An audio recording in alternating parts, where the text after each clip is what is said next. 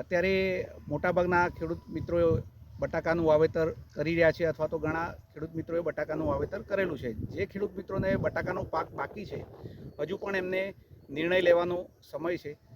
પાયાના ખાતરોની અગત્યતા કેમ છે અને પાયાના ખાતરોમાં ફક્ત રાસાયણિક ખાતરો નહીં પણ તદુપરાંત જે જૈવિક ખાતરોનો ઉપયોગ કરવામાં આવે છે તો એનાથી શું ફાયદો જોવા મળે છે આપણે અહીંયા જોઈશું. આ ખેતરની અંદર બટાકાનું જે વાવેતર છે 4 તારીખે 10મા મહિનાની 4 તારીખે વાવેતર થયેલું છે.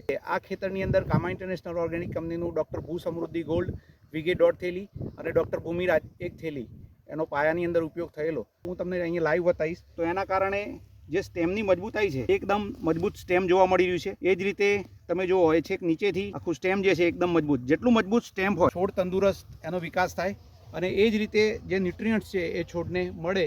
વાતાવરણની આ વખતે વિષમ પરિસ્થિતિ હતી. દિવાળીની આજુબાજુ પણ માવઠું પડેલું, વરસાદની પરિસ્થિતિ હતી, એટલે ઘણા ખેડૂત ભાઈઓએ વાવેતર લેટ પણ કરેલું છે.